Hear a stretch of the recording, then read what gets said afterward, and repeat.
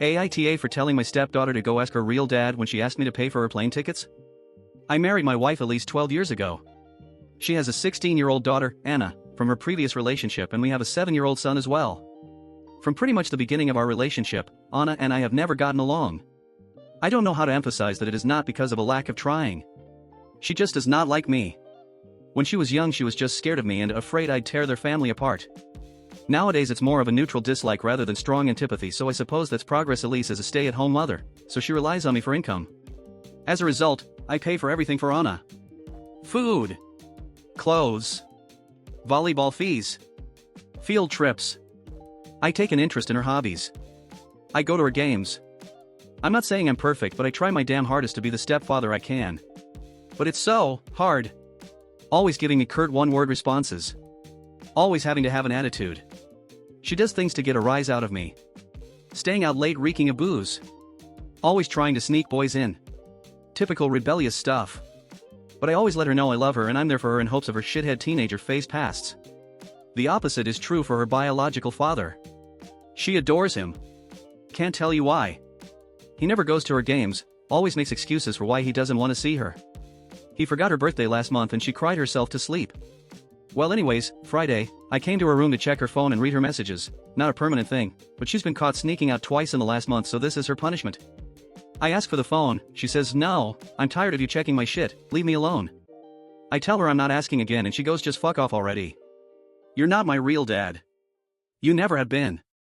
Stop acting like you can tell me what to do before getting up and slamming the door." Like I said, guys, I'm tired. Tired of the blatant disrespect. Of being the verbal punching bag while still providing more for her than anyone else in her family. We haven't really talked since until this morning during breakfast. She asked if I could pay for her plane tickets so she could see her boyfriend cross-state. Like I said, her mom doesn't work and her dad is a POS, so I normally would be the one to cough up the money. Not this time. I responded, "Go ask your real dad." I could tell she was hurt. Tears swelled up from her face and she excused herself from the table. My wife took me aside later and said my comment was extremely disrespectful. I said if anything's disrespectful, it's her treating me like a doormat and a credit card, and I will no longer tolerate this treatment in my house. I told her we don't have to be friends, but if she can't at least be cordial to me or respect my position as an authority figure, she can find someone else to pay for her non-essentials. AITA? Edit, just adding a TLDR at the request of a comment. My stepdaughter continuously disrespects me and my authority. She told me that I'm not her real dad. Later on, she asked me to buy her tickets and I told her to go ask her real dad. AITA? And to add more context, my wife is a saint. She does stick up for me when Anna says something rude or snarky. She just said stooping to her level was inappropriate. But she's a wonderful mom and tries her best. Update. So that night, I did what many of the comments suggested I do, which was to apologize. I told her that I'm sorry, that implying that I'm not her real father, but like it or not that I consider her my daughter. That I loved her and will always be there for her.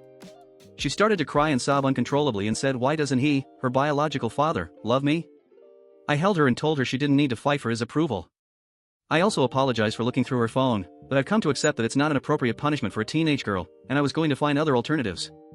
Lastly, I brought up therapy, and while she was hesitant at first, I let her know it was nothing to be ashamed of, that everything she said at therapy would be entirely confidential, and that it could help to have a confidant to help her sort through her feelings. She sat on this for the day, but the next day let me know that she was ready, so I set up the soonest appointment, which was last Friday, and her second appointment this afternoon. It's only been a week, so I don't want to get too optimistic, but honestly I feel like I'm noticing an improvement already. She's actually been engaging back in small talk when normally she wouldn't give me the time of day. She's been following all of the rules, coming home at a reasonable hour. She's been less withdrawn and more social, even to the point where her brother commented on the change today. But the most exciting news of them all is when getting out the car on her way home from therapy, she said, and I quote, "Thanks, Dad." She's never called me dad before, so honestly I've been riding off that high for the last 2 hours. I'm not delusional enough to think everything's peachy, but honestly the behavior change in the last week was the most progress we've had since, well, ever. I'm cautiously optimistic going forward. Thanks again everyone for your comments, especially the ones who gave me the kick in the ass I needed. AITA for telling an employee she can choose between demotion or termination, top of form. I own a vape shop. We're a small business, only 12 employees. One of my employees, Peggy, was supposed to open yesterday.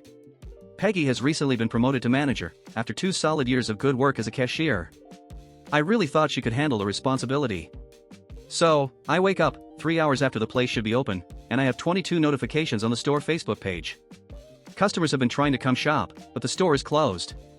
Employees are showing up to work, but they're locked out. I call Peggy, and get no response. I text her, same thing. So I go in and open the store. An hour before her shift was supposed to be over, she calls me back.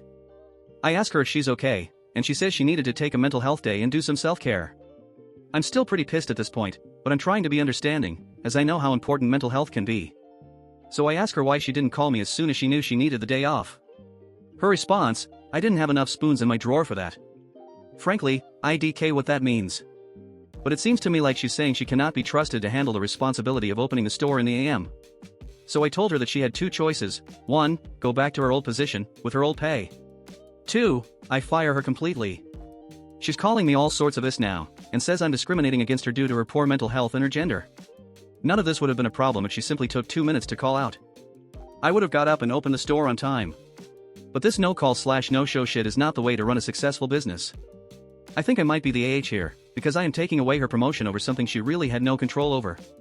But at the same time, she really could have called me. So, Reddit, I leave it to you. Am I the asshole? Edit, I came back from making a sandwich and had 41 messages. I can't say I'm going to respond to every one of y'all individually, but I am reading all of the comments. Anyone who asks a question I haven't already answered will get a response. Bottom of form. Update. Things turned out well for everyone involved. Peggy reached out to me yesterday, apologized, and asked if we could meet for lunch. We met up, and the first thing she did was apologize again.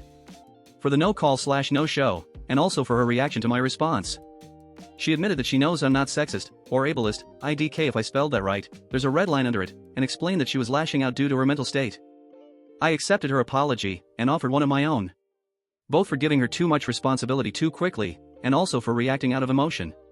She explained to me that she had a major issue on Monday, and without getting into too much detail, I'll just say that it was the anniversary of a bad thing. She's taking all of her accumulated PTO, 9 weeks, and we've agreed that going forward, I'm not going to put her on the schedule on that day ever again. She's admitted that she's not up to the role of manager. When she returns, she will be in the role of lead cashier, a role I created specifically for her.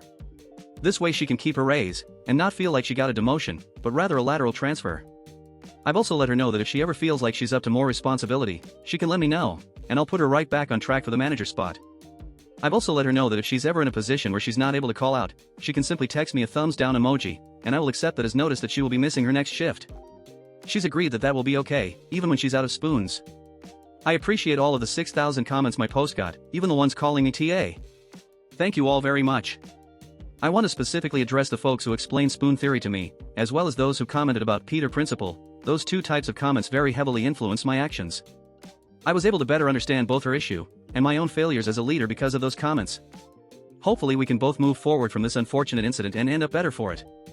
AITA for not sharing medical history before being pranked? Hey yeah, I'm a schizophrenic. Started when I was 22, and will last till I die.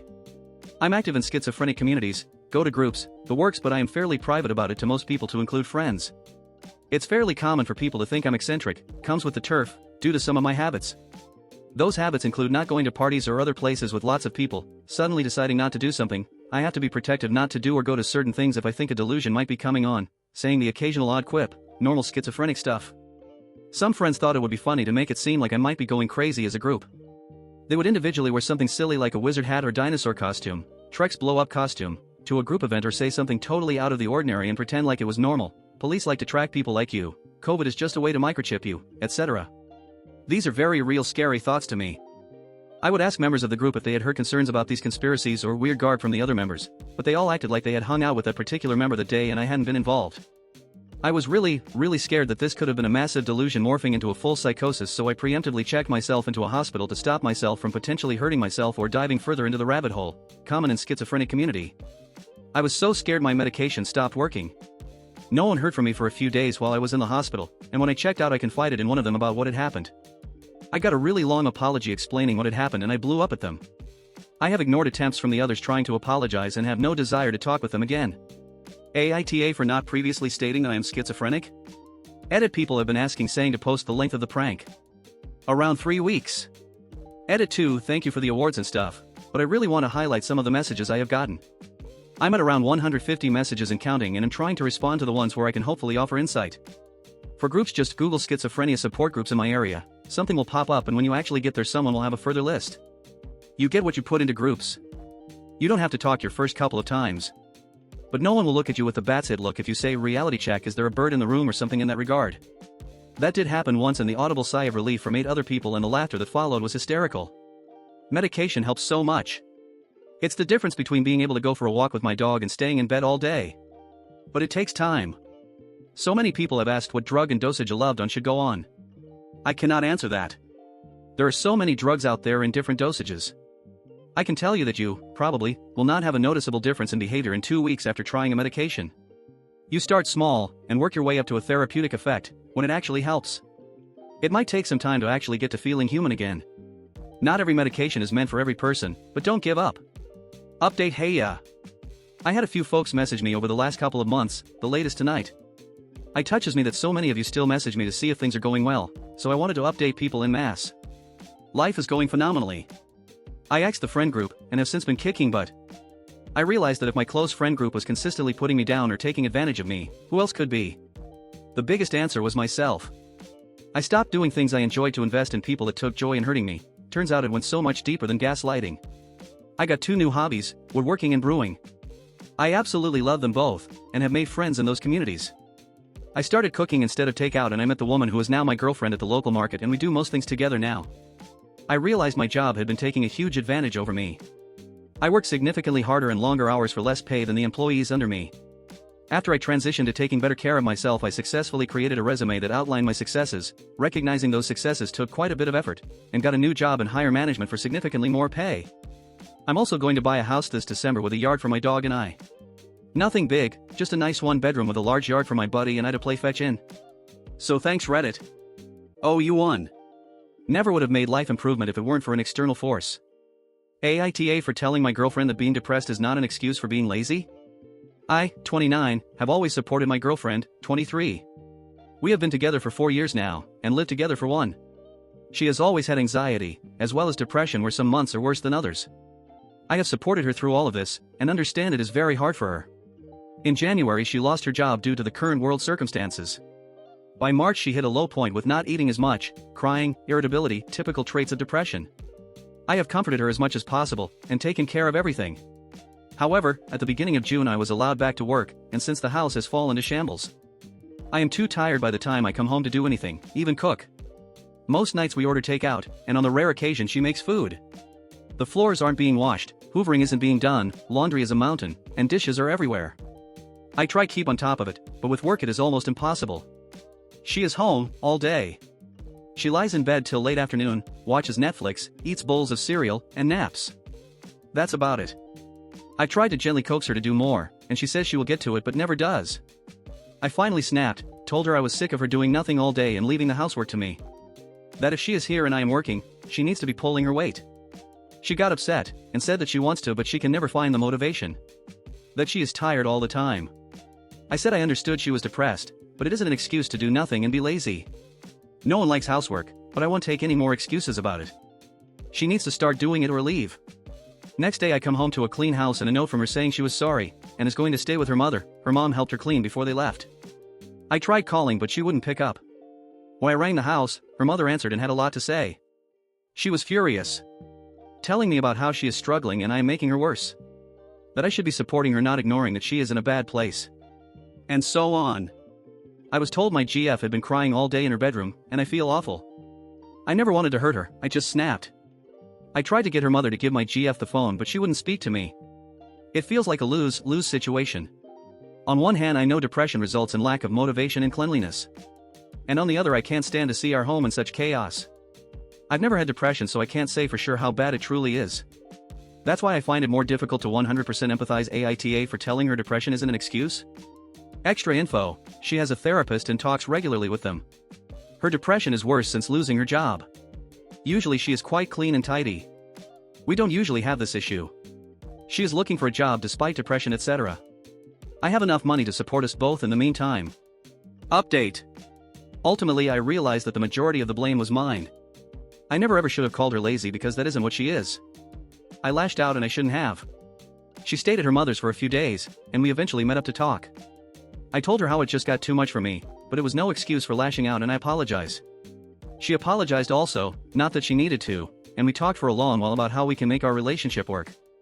I expressed my concerns over her therapist, who was very against anything other than talking therapy. She agreed that he didn't seem to really have her best interests at heart and she is currently looking for someone new. For now, I suggested she stops looking for work. She got a lot of rejections and I could see it was upsetting her more. I just felt we should take a step back from that and I want her to focus a little more on herself. She was unsure as she felt bad that I would be working for both of us, but I assured her it is fine. I make enough to support us both quite comfortably. I also suggested maybe she could volunteer at some point just to get her out and get some more stuff on her resume. I'm no therapist, so these were just suggestions, but it has seemed to have taken some of the pressure off her, which is all I wanted. We agreed that being in the apartment all day alone and in bed is not good for her. So, we came up with a plan that she do an exercise video 3 times a week. It's only a 10-minute one, just so she is doing something. She has found she likes doing them, they make her feel a bit better after, and has started something called yin yoga now too. To help me, she has 1 chore a day to do. I don't care what it is. It could be dishes or it could just be putting the laundry in the hamper. This rule has at least gotten her out of bed for part of the day, and she's found that once she starts she sometimes ends up doing more than one thing. I make sure to show my appreciation for whatever she has done, no matter how small it was. We have set out that every Sunday we will have a deep cleaning day where we get everything done for the week. This has been surprisingly successful. We make it fun and just mess around while still getting things done. It makes the week a lot more manageable when we only have light chores to keep on top of. She is trying more, and I am also working on being more supportive about her depression. I'm researching it more, and learning ways I can help her because it is a part of her. We are both putting more effort in and communicating a lot better. I hope we keep making progress because I do love her very much and want us to work. Would to by not telling a guy I've been dating for a month that I'm having artificial insemination to be a single mother? Prior to lockdown, I decided to be a single mother by choice. The journey to accepting this has taken 2 years, and included counseling and a very thorough plan to ensure I could do this alone. I was happy with my decision, and I was at a good place in life where I realized my desire to be a mother was stronger than looking for a partner, which may or may not happen, and with my fertility declining, I chose to go down this path as a solo woman. Right before I was due to have artificial insemination with donor sperm, the pandemic hit, and treatments were cancelled. There was no timeline for when things may reopen. For a few days I was devastated as I was so mentally prepared for this, and then I picked myself up and decided to park my plan. After all, I didn't have a choice. I downloaded a dating app out of curiosity and figured that I could still chat to guys and see what happened, without any expectation really. I've been talking with a guy, let's call him G, and it's only been a month, so very early stage. However, we've met up twice, with a third meeting planned, spoken many times on the phone, and I get a really good feeling from him. For the first time in years, quite frankly, I feel emotionally connected with a man, and it feels completely natural and promising. During this time, my clinic called me to say they have had approval to open, and do I wish to go ahead this month with my treatment. I want to be a mother more than ever, so I said yes, and I'm now on medication with my appointment set for next week. While there's no guarantee I'll get pregnant on the first go, I have a conflict in my mind about informing G of my plan. On the one hand, it's at such an early stage of our romance without yet being anything committed that I feel like I'm bringing something up prematurely. On the other hand, I wonder what may happen as time goes on. Am I just delaying the inevitable? Is it deceptive of me not to inform him of something so fundamental in my life? A friend told me that I'd sabotage a potential relationship with him by telling him of this plan right now, and that a man who is really into me will accept me even if I'm pregnant, and that more time is needed for him to really get to know me. But in my mind I'm wondering if it will piss him off by suddenly saying, "Hey, I'm pregnant, BTW." We've spoken loosely about wanting kids in the future, so I know he'd like a family, but it was a brief, passing comment. I'm also not willing to wait to get into a long-term relationship, and we are far too early on to be thinking about a family together. Would by keeping quiet about the plan for now? Update. A month ago I asked if I WBTA for not telling a guy I had only started dating that I had plans to become a single mother. I was scared I'd lose him but also felt I would be deceiving him by not telling him, thus making the investment in our relationship unfair. The comments were pretty much unanimous in that I'm an asshole, and I needed to tell him, and this validated my decision to go forth and be honest, as nervous as I was. I explained my situation about taking 2 years to come to this decision, how my fertility clinic had shut due to COVID, which was why I had gone back onto dating apps. I explained how my clinic had reopened after meeting him, and how important it was to me to continue in my journey to become a mother. I knew this was baggage he hadn't expected and that there was every chance he would step away from the situation. Well, he didn't. We're now in a committed relationship and he's been supporting me in my journey. I've had 2 unsuccessful artificial inseminations with donor sperm, my original plan, and we've spoken about having a child together. As early on as it may seem, he told me my honesty made him consider his own future and how he really wants a family someday, and how he has admiration for me being honest about my situation and how he wants to help me fulfill my desires to be a mother, whether with him or with donor sperm. Either way, he wants to be a part of my life. I wanted to provide this update as a positive outcome has come out of being labeled an asshole, and it pushed me to do the right thing, which has in turn meant I have the most understanding and accepting BF. Had I kept this info from him, it would have played on my conscience, as well as most likely have caused him to not trust me? So thank you, edit. Gosh, I didn't think this post would blow up in this way. Thanks for the lovely words of support, and also those of you taking the time to provide food for thought of co-parenting and step-parenting. This is new territory for me, and I don't know anyone else in my day-to-day life who has been in this situation, so it's so valuable for me to hear your views and gain new perspectives. Thank you, kind Reddit community. AITA for sleeping top naked in my bedroom? My 18F, mom and I live in a crummy apartment complex in NYC. Our apartment itself isn't crummy. We've taken a lot of pride in making the inside of our apartment look nicer than it really is, but truth be told, the building is crummy. So much so that the radiator in my room is broken, and I get heat every day of the year, even in summer. I prefer not to open my windows during summer as well because all types of questionable creepy crawlies like to come through the window, so I usually sleep on top of the covers or without pants. Last night it was too hot, so I slept without a shirt or bra.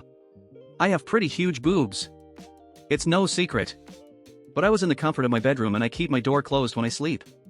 This morning I woke up to find my mom staring at me.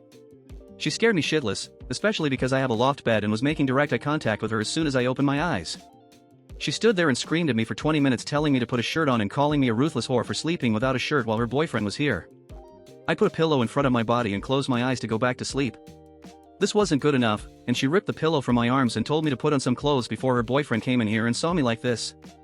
I told her I keep my door closed for a reason, and if she's worried about her boyfriend bothering me, that's more telling of her boyfriend, not me.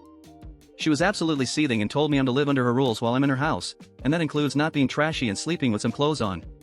I figured she was being ridiculous, but her boyfriend heard the commotion, ended up coming into the room to get her, without knocking mind you, and left me flailing to find a sheet to cover with.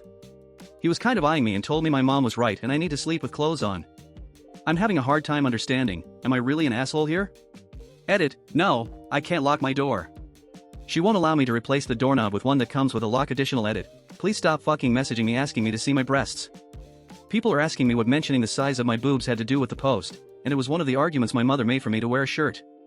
Yes, in hindsight it doesn't come into play, but I was annoyed when I wrote the post and rethinking the entire situation. For those calling this fake, saying I die under the conditions I'm describing and to just get window screens, that doesn't help when the heat outside is so thick and gross. It's just extra hot air. Not to mention unpredictable rainstorms that I have to constantly close the window for anyway. Additionally, I have a phobia of bugs and the screens don't seem to stop cockroaches and spiders. Thank you to everyone messaging me with helpful tips. It's hard to respond to everyone, but I see and appreciate your help. I'll be purchasing a doorstop soon, as well as find time to discuss with my mom what her blow-up was about. We have a pretty decent relationship outside of this, which is why this shocked me and had me confused as to whether I was wrong or not. Update. After the whole debacle, I did purchase a wedge for under my door from Walmart.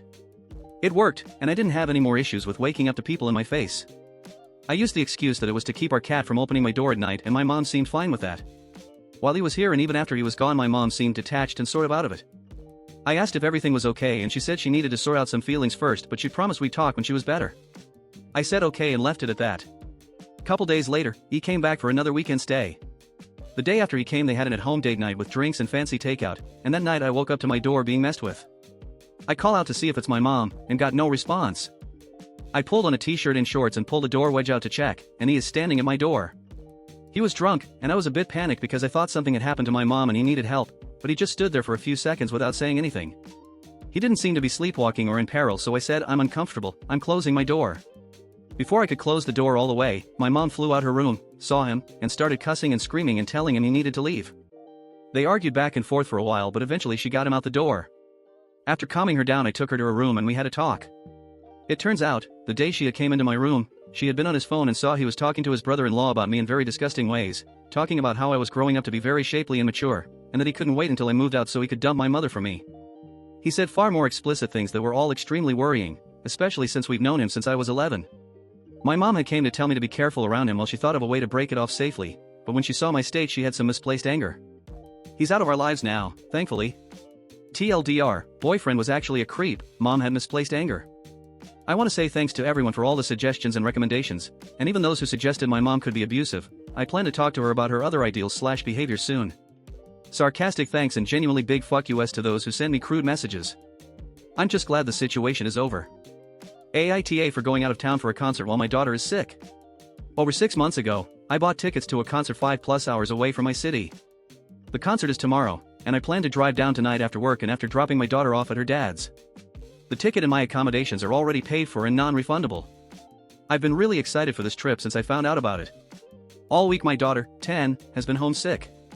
She has a dry cough, slight fever but nothing extreme, and a decreased appetite. I work from home and it's slow season at work, so I was able to be by her side all week to take care of her. She's slowly getting better but still not feeling great. I updated her dad on her condition so he could keep an eye on it, but now he's saying I'm being selfish and I should skip my trip so he doesn't catch whatever she has. We share custody. During the school year I have her during the week so I can stay on top of her schooling, homework, extracurricular activities, etc. If I'm not on top of it, he can't be bothered. Her dad picks her up from school on Fridays and has her for the weekend. I pick her back up Sunday morning just before noon to take her to horseback riding lessons, and the cycle continues. The only exception is the summer, which is a lot more hectic, but she spends 90% of her summer with me or camping and traveling with my side of the family. She first started getting sick last weekend while she was at her dad's, so if he was going to catch it, he would have already. He insists I should be keeping her in my house until she's feeling better. I told him I'd be dropping her off tonight after work and he called me selfish *TCH. AITA? Edit to add, since people are asking, the concert is Papa Roach edit 2. I asked my daughter what she wants to do. Her response: I want to go play Minecraft with Dad. No, she does not witness our arguments, they're always in text. I made it a condition in our custody agreement that everything regarding our daughter is to be discussed in writing. She knows she's loved and that I would never abandon her if she truly needed me. With a mild cold where she is actively getting better, she does not need me specifically. Update. Friday after work I dropped my daughter off at her dad's as planned. He answered the door with a smile and hugged our daughter. As soon as she wasn't looking, he gave me a death glare. If looks could kill, I'd be 6 feet under. Before I left, I asked him to update me on her condition in the morning so if I needed to I could reschedule her writing lesson. I was very specific that it needed to be before noon, 24 hours notice, or I would be out the dollar for the missed lesson. I tried calling on Saturday morning to check in but he wouldn't pick up. Around 5 p.m. I got a text saying reschedule a lesson. I went to the concert and enjoyed the show. Yes, I wore a mask. Near the end, Jacoby started walking through the crowd, climbing up and down the seats, giving fans hugs, thrashing in the mosh pit. He came right up to me and my dumb ass was just frozen in shock. WTH is wrong with me? I picked her up Sunday morning and when I gave her the tote bag her face lit up like a Christmas tree. Context for those that didn't see my comment: when I bought my ticket I asked my daughter if she wanted to go too. She likes songs like Come Around, Born for Grains, Renegade Music, Leave a Light On. Her response: I like him but not that much. So I asked if she wanted a t-shirt or something. She said not a t-shirt but I'll take a tote bag. After getting home I find out she didn't spend time at her dad's at all. Shortly after I dropped her off, he had his mom come pick her up. She only got back to her dad's about an hour before I picked her back up. She said she still had fun watching TV and playing board games but she would have preferred to play Minecraft. She's still coughing a bit but she's got her energy and appetite back and her fever broke before I left. After dinner we spent the evening playing crib. Thank you to everyone who showed support and gave genuine constructive advice. I did not expect my post to blow up like it did. To everyone who had fun roasting my taste in music, thank you for the much needed laughs. If you would like to continue doing so, I will post a comment of some other artists I listened to on my long drive. I think a few people made some wild assumptions by projecting their own trauma to my situation. To those people, I hope you find peace.